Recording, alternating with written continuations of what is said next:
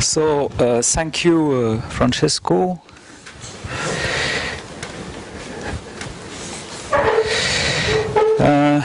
So I will speak mainly of composites, and more particularly of composite reinforcements and of the forming. So some question about their modeling and of their mechanical behavior. As you can see, the screen is consistent with the topic, so it's a good point for this talk. Sorry, if you can talk in this direction and a little bit loudly. Okay, I will try. So we consider composite material, and this composite material are made roughly of fibers and matrix.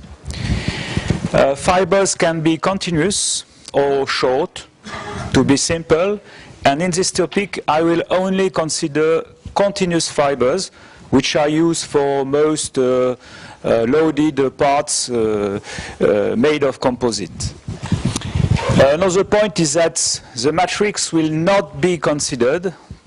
It can be lacking, it can be absent, or it can be fluid because of the temperature, for instance. So the things I will consider is mainly reinforcements made of continuous fiber. For instance, they are used mainly for aeronautical application. This is a part which is a composite part, a composite frame for an helicopter, which is made of continuous reinforcement. And another example on which we are working is the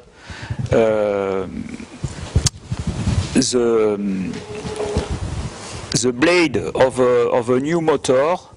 That are also made of composite, made of continuous frame.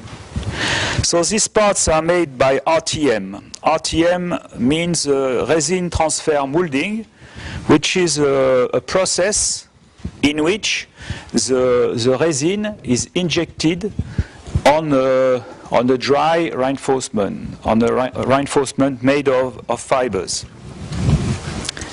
So this is the process. The process is first a forming operation of the dry reinforcement, then the resin injection.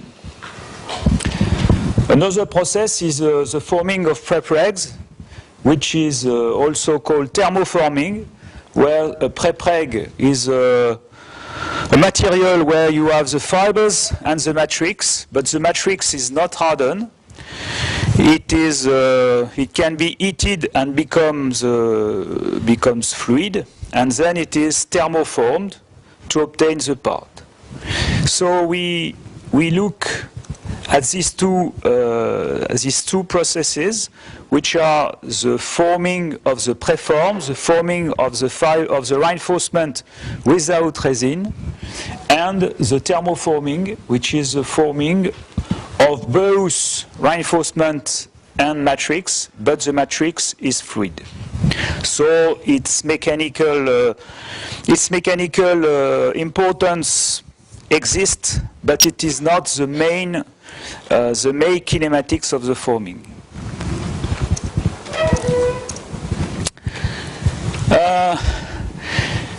There are specific problems to forming of fibrous material, of textile materials, mainly because the fibers are quasi-inextensive.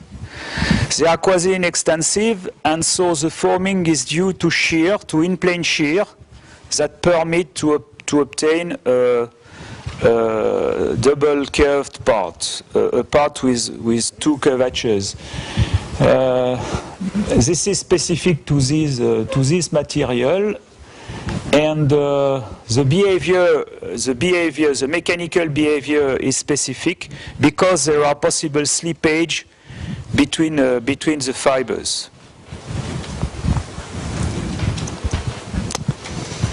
So, what are the questions when when we make a simulation of a reinforcement?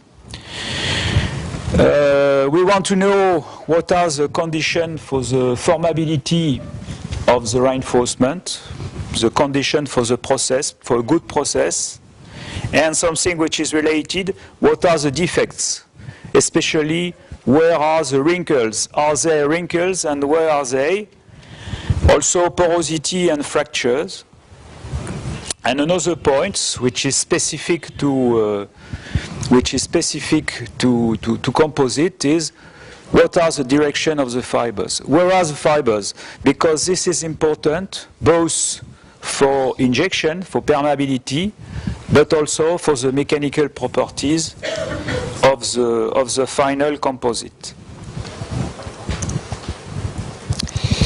Actually, there are three scales. Any material can be considered at different scales, but this is rather clear for composite reinforcement. We can consider the macroscopic scale, which is the scale of the part. The mesoscopic scale, which is the scale of the yarn, of the woven cell, and the microscopic scale, which is the scale of the fiber. Of course, these three scales are present in a part, in experiments. But for the modeling, usually the modeling are done at one or two or more scales. So it is important to define the scale at which the modeling is done. For practical use, most of the analyses are made at macroscopic scale. So the forming simulation by commercial codes are made at macroscopic scale. But there are some academic and a bit more new approaches at mesoscopic or microscopic scale. Of course, this is not independent. This is what happened at macroscopic scale is dependent of the lower scale, and in particular, it depends on the fact that the material is made of fibers that are not completely continuous.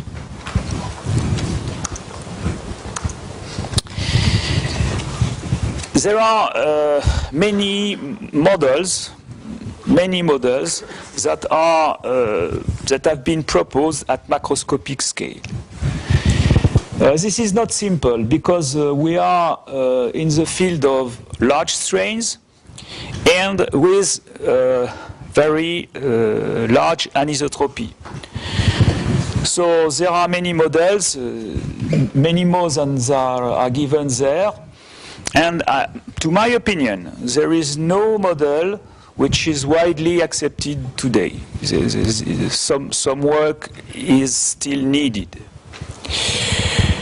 One point which is clear is that to define a continuous model for the reinforcement needs that it is continuous. It is more or less continuous. So when it is clearly discontinuous, as it is the case in this process, the continuous approach cannot be used.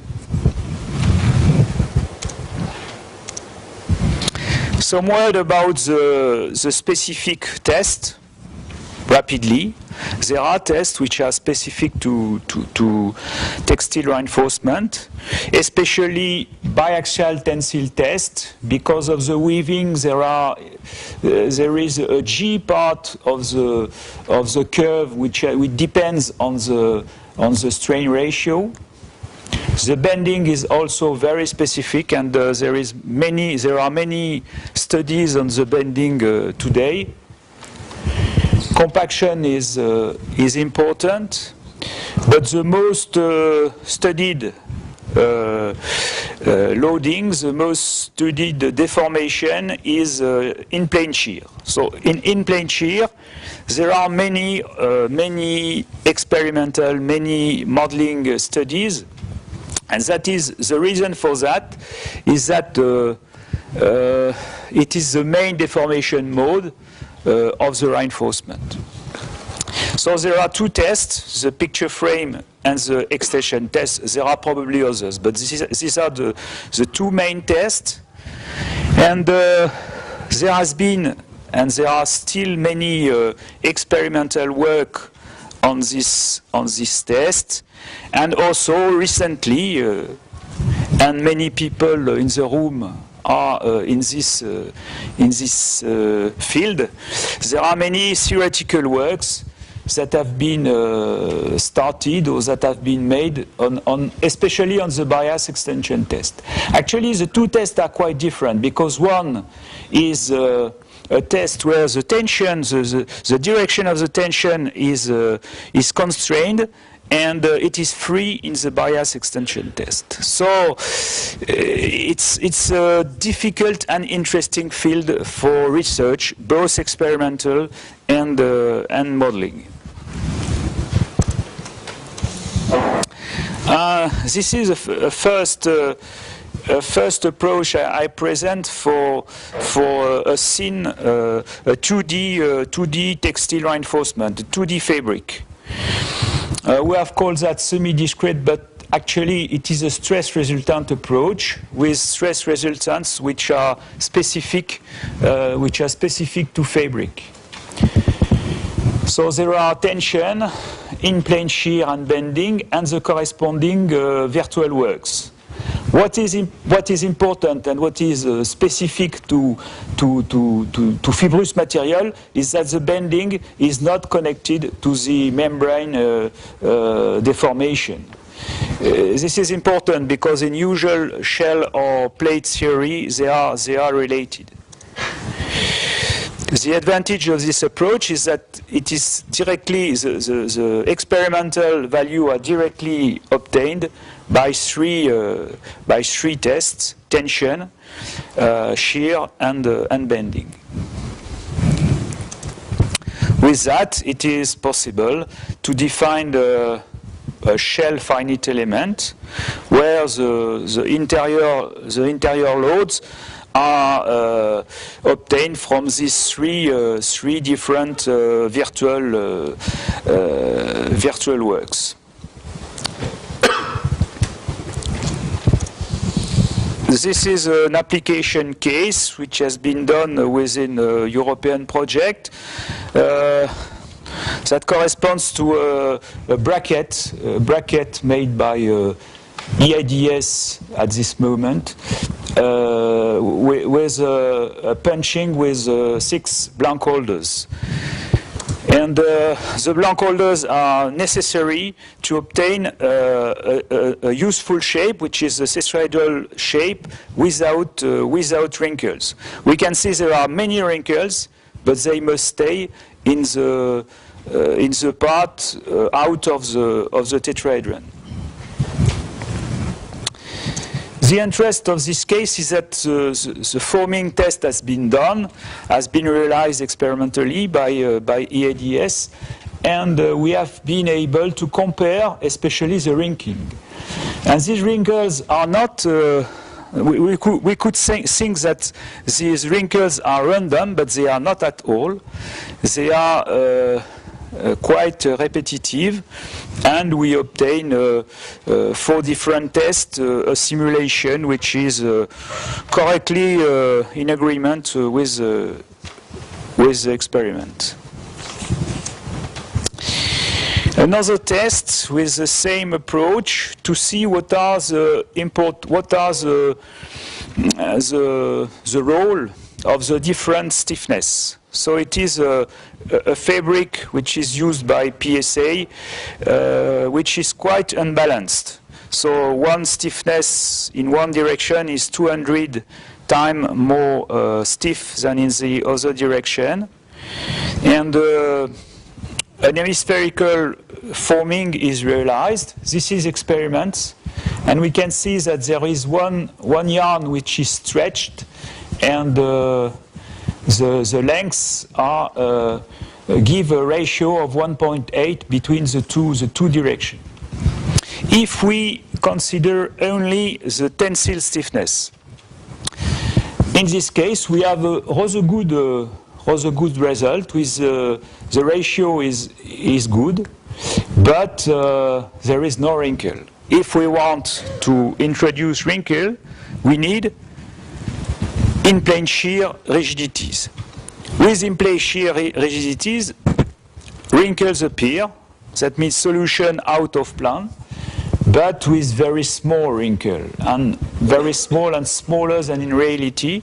And if we want to have a correct description of the shape, we need to add the bending stiffness. The bending stiffness defines the shape of the wrinkle, are they small or large, while the in-plane shear decides the onset of the wrinkle.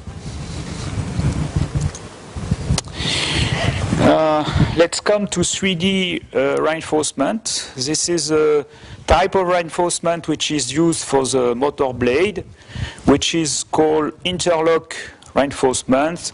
That means that the layers, there is no layer, but the layer of yarns are woven together in order to have a continuous material, but there is no yarn in the transverse direction.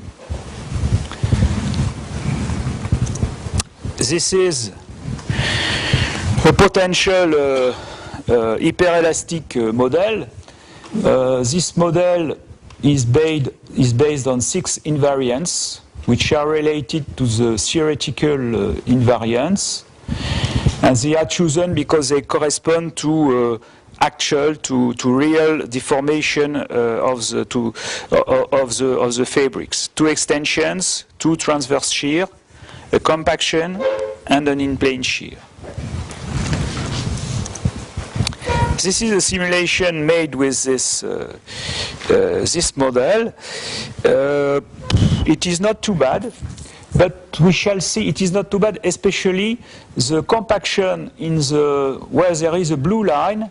It is a blank holder which prescribes this compaction. This is obtained by the model, but we shall see that there are some drawbacks on this simulation. The drawback comes with the same material, 3D interlock, 15 millimeters thick, and the bending. And if we simulate the bending with the Cauchy model I have briefly shown, this is the result. It is not too bad, because especially we get the direction of the section, which are not the sections that would give in a Kirchhoff or a Midlin theory. The problem is with the edge, with the external parts. If we look to the external part, there is no rise in the simulation.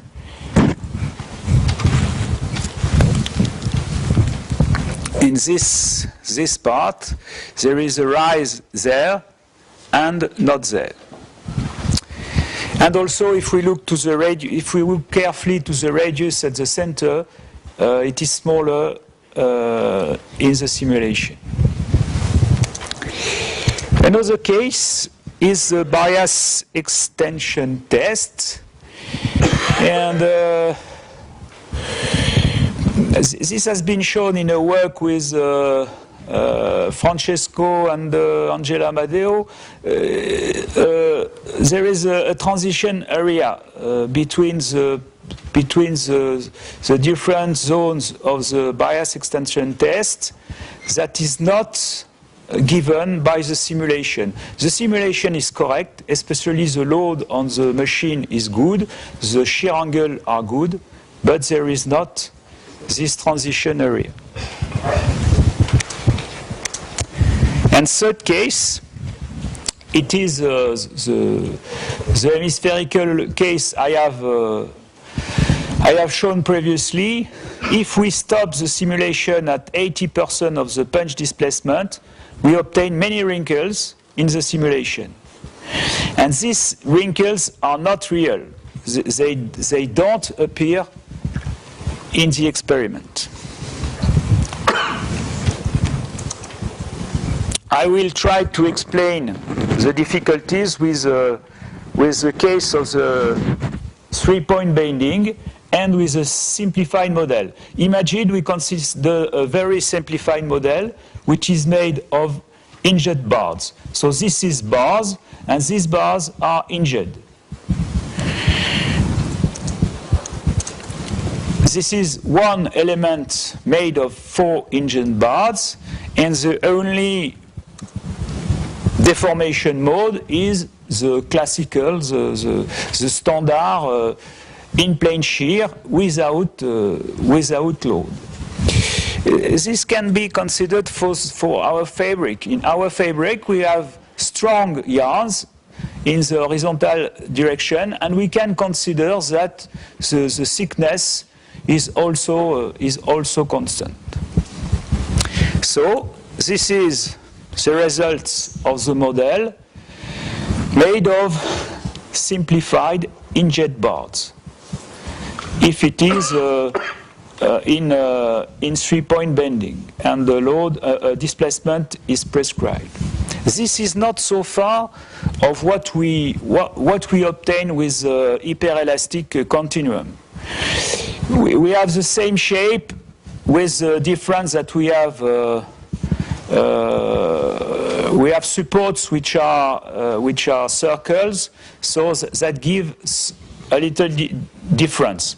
But we have especially the horizontal parts. In reality, there is a rising of the edge, so something is missing in this model.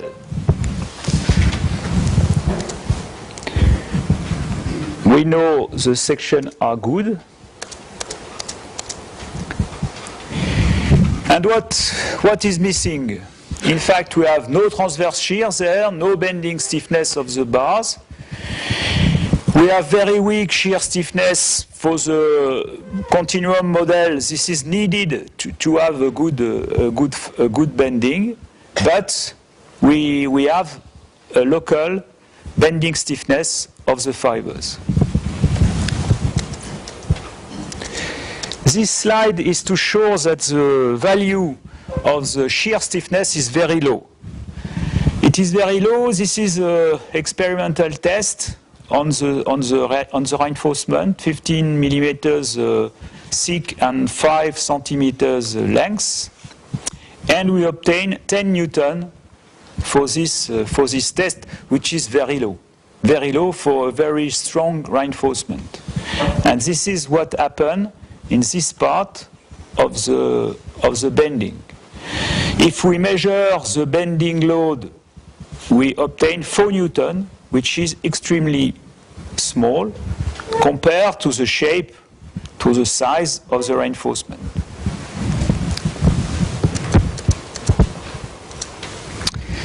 Now, if we add, this is the very simplified model, if we add bending stiffness, that is to say, if we use hinged beams and not hinged bars, we obtain this shape. So the beams are continuous in the length of the specimen. And this is what happened in practice. That is to say that the rise of the external parts is due to local fibers bending stiffness. And that is the difficulty for the Cauchy model, because the Cauchy model needs to have very weak shear stiffness, transverse shear stiffness. This is needed in order to have a weak bending load. So this is fixed, and there is no possibility for this model to account for the fiber bending stiffness. So this need something else, and I will speak of two possibilities. The one is to introduce a second gradient approach, and the second one is to take into account the curvature of the element, which is more or less the same, but not made by same people. So this is the second gradient approach, which have been made with works with Angela Amadeo and Francisco. We add to the strain energy a second terms, which is based on the second gradient of the shear of the gradient of the shear deformation.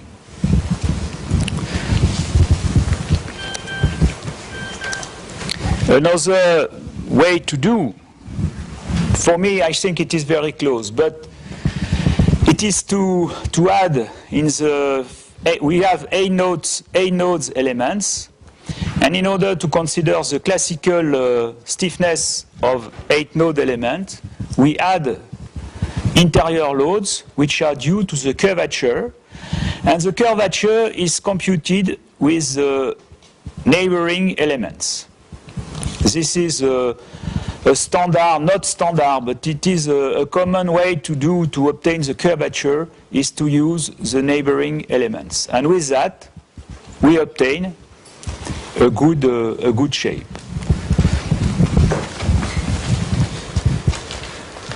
Another test, it is a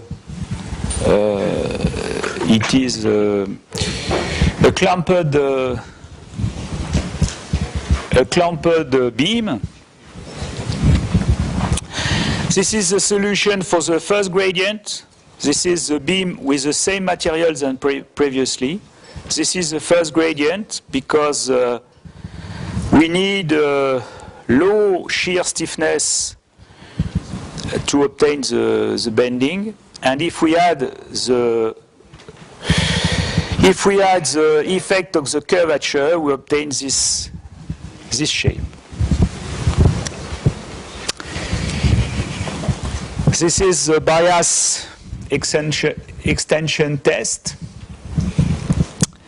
So we have the transition area in this part. Transition area, that means that the yarns are straight there, and there is a curved direction there. This is quite common. For instance, if we look at this forming, it's a forming of a prismatic shape. We have also a transition area there. And this is due to local bending of yarns. So with the second gradient, which is described there, the transition area is obtained, which is not the case with the first gradient.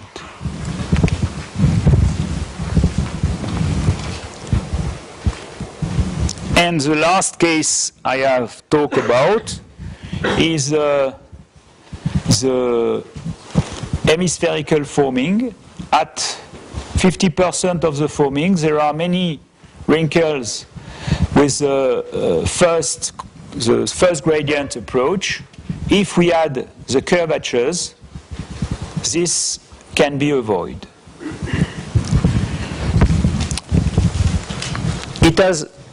This has also been analyzed with the second gradient approach, and there too, the wrinkles of the first gradient can be avoided.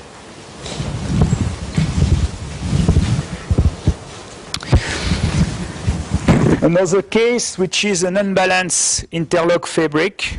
So the reinforcement is a 3D reinforcement, which is there. It's also an interlock, but there are big yarns in the warp direction and small yarns in the weft direction. And we obtain a S-shaped specimen due to the very different stiffness of the yarn. The simulation with the first gradient and the second gradient, concerning the edges, both are not so bad. So the experiment is in blue, and both the first gradient and the second gradient, maybe the second gradient is somewhat better but not so. It's not so clear. But what is very different is the shape of the yarns. If you look to the shape of the big yarns, which are this one, they are consistent with the experiment, which is not the case of the first gradient, where there are change of directions.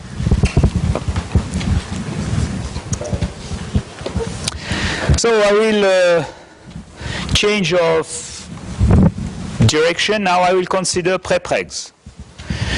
So prepregs, what is a prepreg? It is a reinforcement, as those we have seen, but with matrix. The matrix is there, but it is not active. It is not active because it is not polymerized if it is a thermoset prepreg, or it is not active because we are high temperature for thermoplastic prepreg. So this is the second way to make composite. This is the more used. It is more used than the LCM technique we have seen previously. So prepreg is an important field.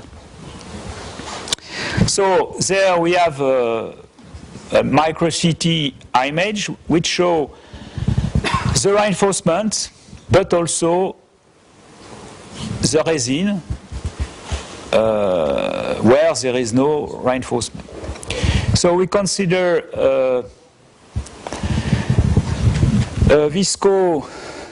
visco-elastic behavior, visco-hyperelastic behavior for this material. I won't detail, but the idea is that when we make a loading such as this one, this is at high temperature because it's a thermoplastic material. If we make the loadings with steps, we have this answer, which is due to the viscosity. This viscosity is taken into account, especially on the shear, on the in-plane shear. Viscosity is important, but the more important for this type of material is the temperature, because the characteristics, the coefficients are much changing with temperature.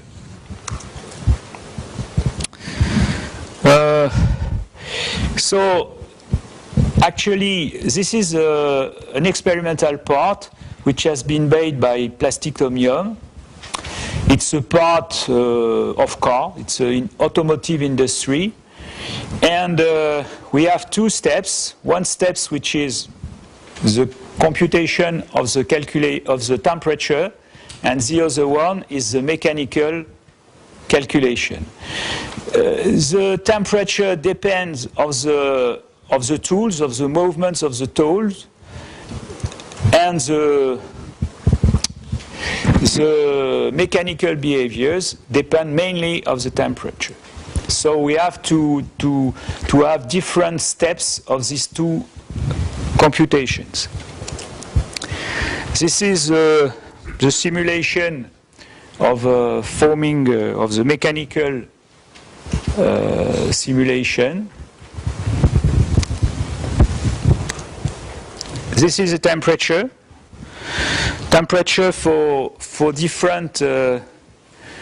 This is the temperature at the beginning of the test, which is about 300 degrees, and we can see that some blue parts there are due to the tools, to the contact with the tools, and we go down to 250. That is not so different, 300 and 250, but the fusion temperature is there. It is at 280, so the behavior changed much. This is the comparison of the angles, of the shear angles in the simulation and in the part at different steps.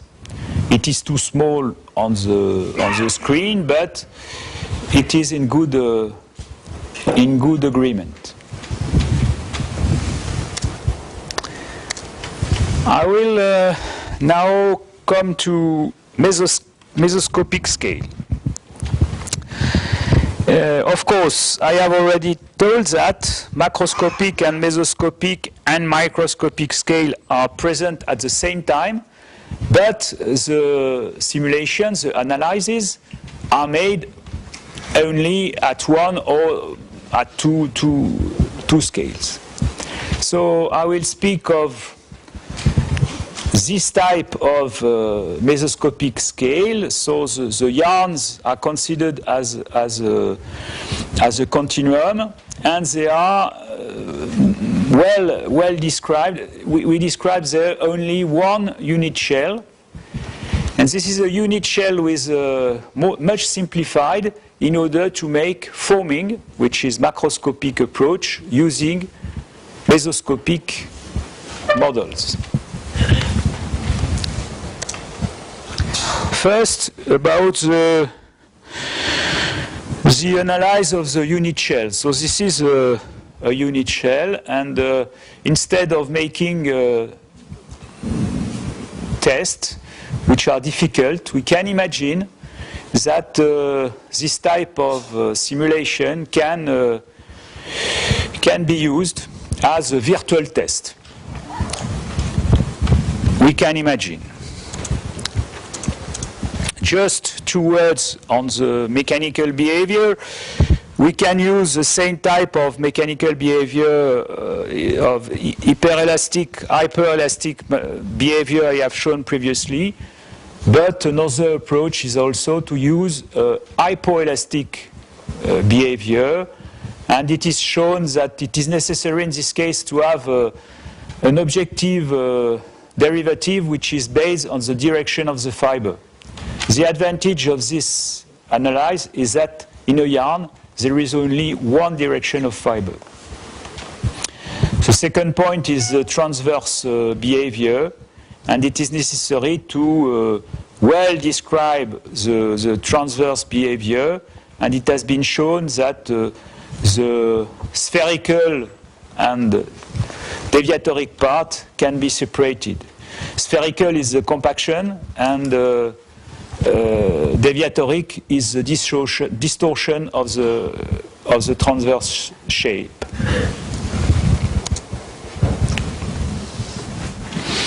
This is a comparison of a simulation there and a picture frame test on reinforcement, and this is not so bad. This is not so bad, especially because we are not very sure of the picture frame. In fact, if we complicate the weaving, if we look to more complicated weaving, this is more difficult.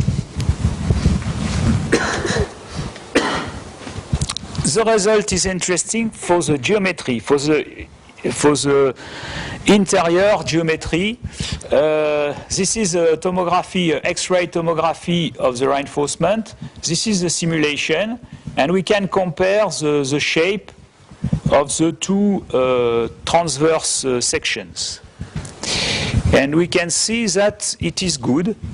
It is good. We have there in black, in black lines, the simulation. In gray, the tomography. This is the evolution of the section along the yarn when it is deformed, and we can see this is correct.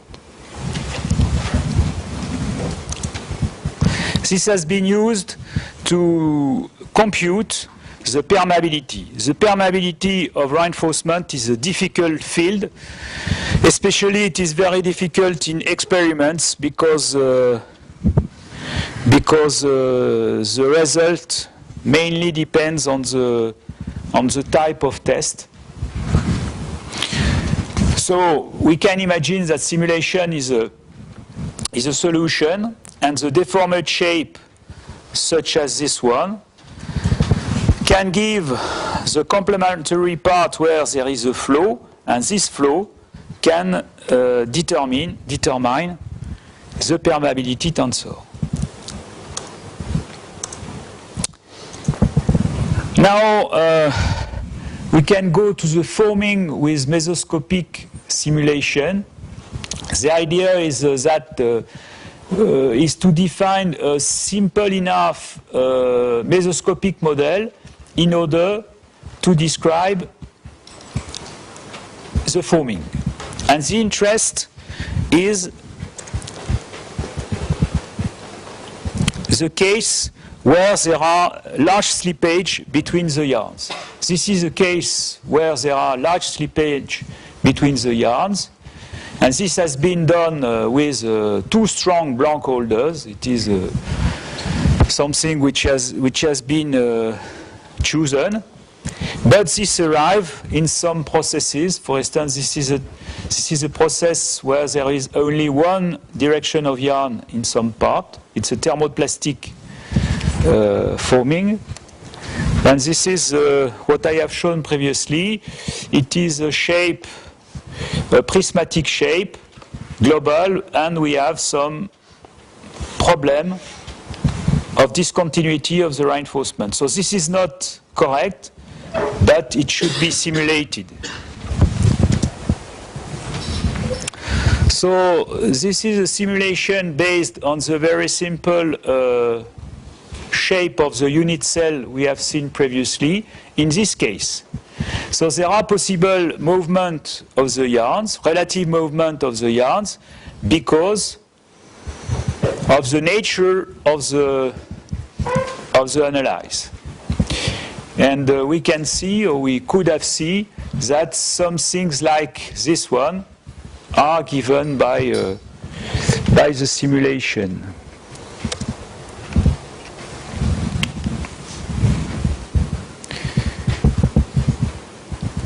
There, for instance, we only have one direction of yarn because the other one have left, and we can find this there, and also the discontinuity in the hemispherical part. The last point I will talk about is the use of micro-CT.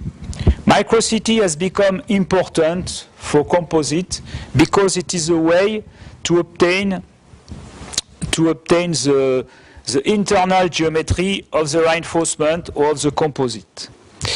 So one question which is asked is, if we have a micro-CT of the reinforcement, is it possible to obtain a model, a mesoscopic model, which is based on this micro-CT? The advantage is to have the real geometry and not a geometry which is supposed, and sometimes if we look to 3D material, we don't know too much what is within the material. So, first question, this is the micro-CT, and how to differentiate, how to see, how to differentiate the two directions of yarns.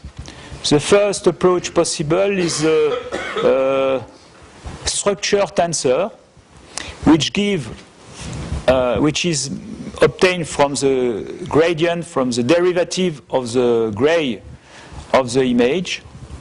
And with this method, it is possible to differentiate one direction in blue and one direction in red, and so to have two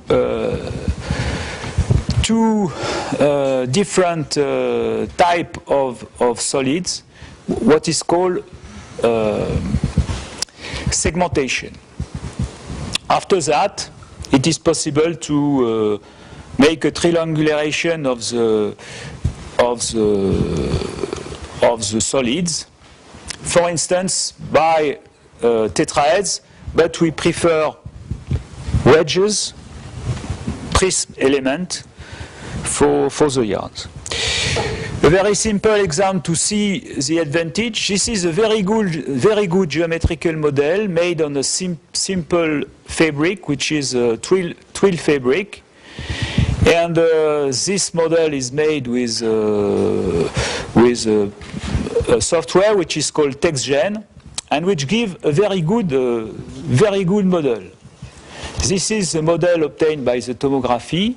It seems to be less good because there are defects, but these defects are actually present in the fabric, and that give a more accurate result in compaction. The main interest of tomography is the models obtained for 3D material, because this 3D material are very difficult to model with a modeler, with a software. The tensor of structure does not work for this material because there are many directions at a point. So there is an alternative approach, which is a gray level matrix. It's a textural analysis that permit to make a segmentation of the yarn. These yarns are modeled by wedge. This is a comparison of a compaction of this 3D reinforcement in the micro-CT, and this is a simulation. And if we look to the comparison of the compaction of the yarn in experiments and in simulation, the compaction is good. So it is not so easy to make a micro-CT to obtain the mesh, but if we want a precise simulation, it is a good approach. This is a comparison of the compaction load. And I thank you for attention.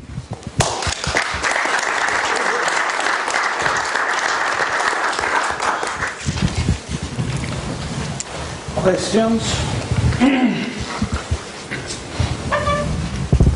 So about the, I have two questions. One on the 3-point bending. Have you considered also the case of the removal of the load in order to see if the model is correctly elastic, or if you should add the plastic? That's an important field, but in a first step we only consider loading, because what we want to do is to make injection of resin in the loaded situation. Of course, if we make some loading and unloading on the reinforcement, we shall see some irreversible aspects, and the elastic model is not sufficient. Is this crucial for the design? For the manufacturing, no, because we load and we make the resin, and then it is not unloaded. So you see. To produce it. Yes. To see the final. After that, the behavior with the resin is another thing. What we look to is the behavior of the reinforcement free, without resin. The resin is not there because we want to be able to make the shape, to make the form. Then we add the resin, and the shape is fixed. The shape is not changed, and the behavior is quite different because there is only possible small strain and so on. The reinforcement alone, the reinforcement only, is something that we want to form with large strain because it's manufacturing.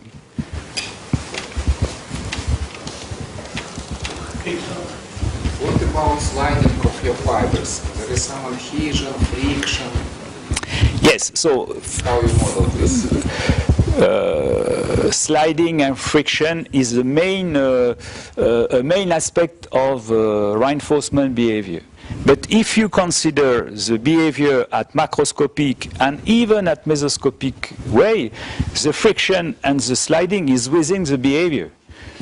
If you go to the scale of the fiber, which is done, some people are making studies at the shape of the fiber, then you have friction between the fibers, but you have many fibers. So if you have a macroscopic approach, most of what I have, a good part of what I have shown, then the friction, the mechanical behavior must be clever again to include the friction and the sliding. Thank you for the presentation.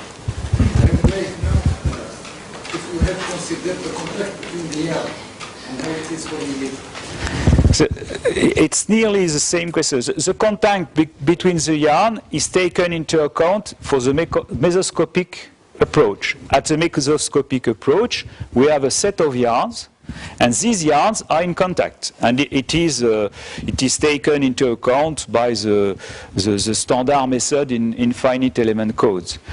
In macroscopic approach, the friction and sliding between yarns are within the material behavior.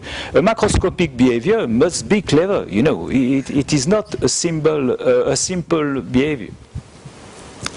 But it is, I have to say, it is the same for the material. If you look to plasticity, it is a question of sliding within the material. Yeah, seems that the important point is the change of the direction of the texture of the fibers when you punch, for instance, when punching. Now this probably is due to slippage between fibers. It's probably due to slippage between fibers. Is this an irreversible phenomenon? I mean, if you remove the punch, then the fibers compact together again, or the direction of the fibers Yes, it is more or less reversible. So if you don't put anything and you remove the punch, it will come for a good extent at the initial part. But the idea of the manufacturing is not to remove; it is to inject the. There's dissipation in this process so far. Yes, there is dissipation because there is friction and friction and sliding. Of course, if we model by a hyperelastic model, this is not taken into account.